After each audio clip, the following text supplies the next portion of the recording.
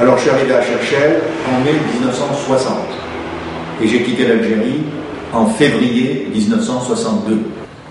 Et là, la première chose que l'on fait quand on arrive à Cherchell, c'était brutal aussi. Hein. J'ai été convoqué un jour par le commandant de compagnie qui m'a dit: vous avez réussi à Cherchell, faites votre pactage, vous partez.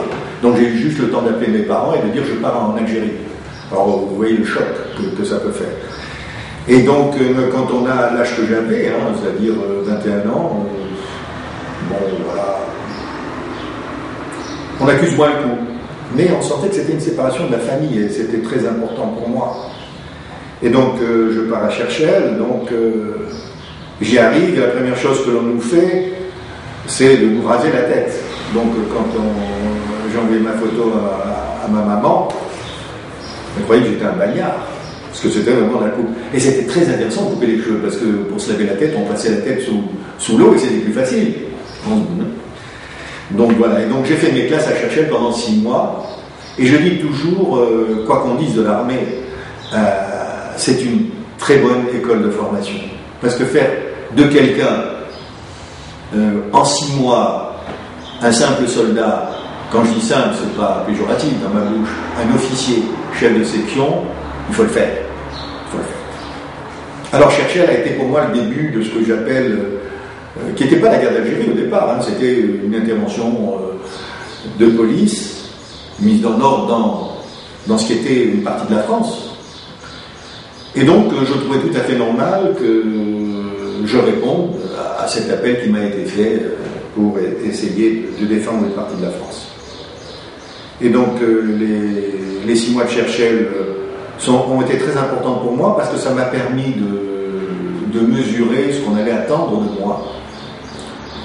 Et donc, pour résumer ma formation à Cherchell, il y avait 3 étapes. La première, des cours de combat, d'armement, mais aussi une deuxième phase très importante, la ferme. On appelait ça la ferme, une ferme, au cours de laquelle on faisait des opérations réelles, hein. C'est-à-dire on nous apprenait à faire des coups de main, à faire des tirs instinctifs, et là on forgeait vraiment le caractère des personnes. Et à la fin de la ferme, c'était très important, chacun d'entre nous, dans chacune des sections, eh bien on assumait le rôle d'un futur chef de section. Et c'était donc très dur physiquement, mais j'avais eu la chance d'avoir pratiqué un sport qui s'appelle le basket et puis le rugby, qui m'avait en quelque sorte formé, puisque je suis passé du scolaire directement à l'armée, donc j'ai pas eu cette période universitaire qui aurait créé une étape importante, enfin une période importante entre les épreuves physiques.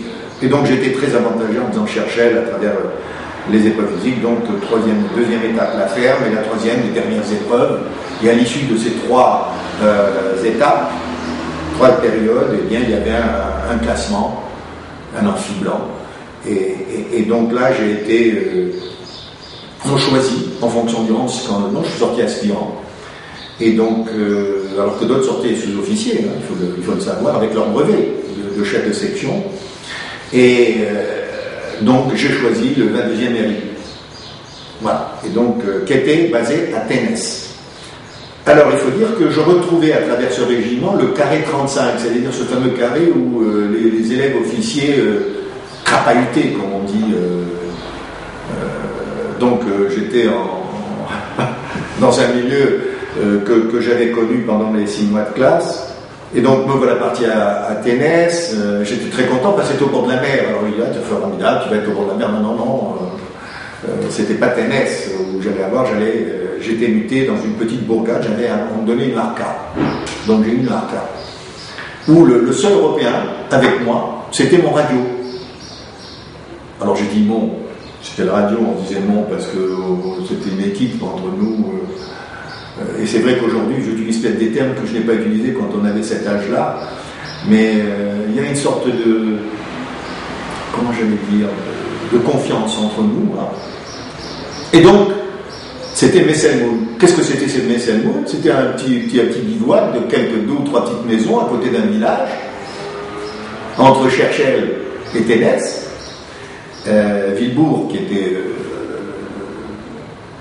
Et donc, on m'avait envoyé à la Télé-Arca. Pourquoi? Parce qu'on m'avait dit, vous avez des résultats physiques excellents, donc vous allez avoir une Arca. Bon. Et donc là, j'ai fait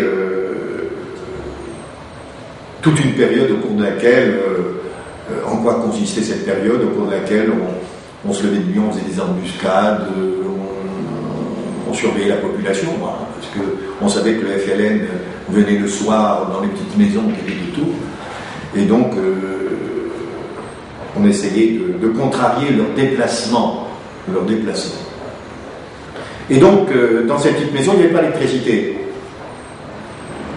Donc, je lisais quelquefois mes ordres de campagne à la lueur d'une bougie, qui est peut-être aujourd'hui que ma vue n'est pas celle de mes enfants.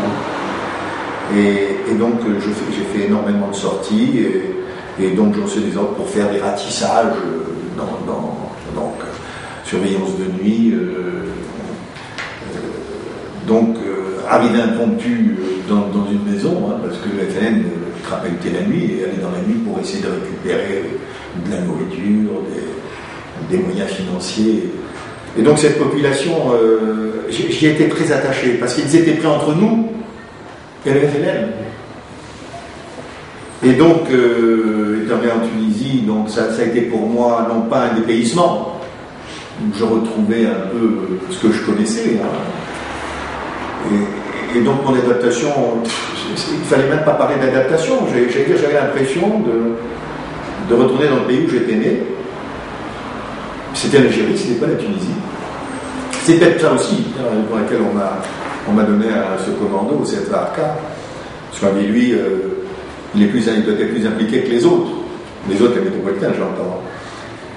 Et donc, j'étais très fier de faire ça, parce que ça forme le caractère.